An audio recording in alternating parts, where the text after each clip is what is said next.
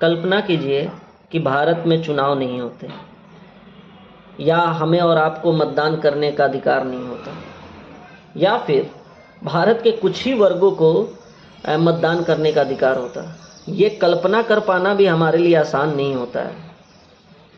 लेकिन खुशकिस्मती की बात यह है कि ऐसा बिल्कुल भी नहीं है। जैसा कि आपको भी पता है कि भारत में चुनाव होते हैं, हर 5 साल पे होते हैं, और भारत के हर वयस्क को अपना मतदान करने का केवल अधिकार ही नहीं बल्कि कर्तव्य भी है।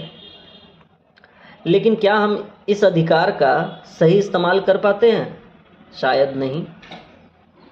तो चलिए आज हम बात करते हैं भारत में होने वाले चुनाव का।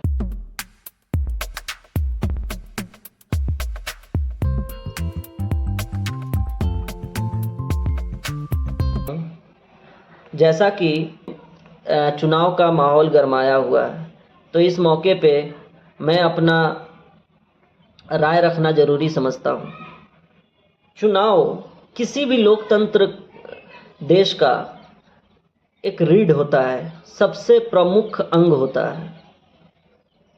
और चुनाव जैसा कि नाम से ही पता चलता है कि एक ऐसा प्रक्रिया जिसके द्वारा आप अपने प्रतिनिधि या राजनेता को चुन कर लाते हैं शासन करने, और उनके थ्रू, उनके द्वारा आप जनता शासन करते हो।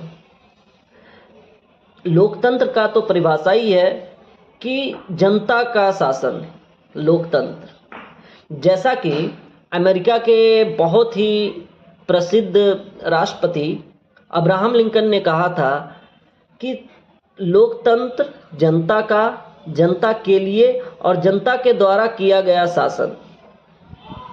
इस परिभाषा के थ्रू उन्होंने लोकतंत्र को जिस तरह से साफ सुथरे से बताया है, इससे हमें सब कुछ समझ में आ जाना चाहिए।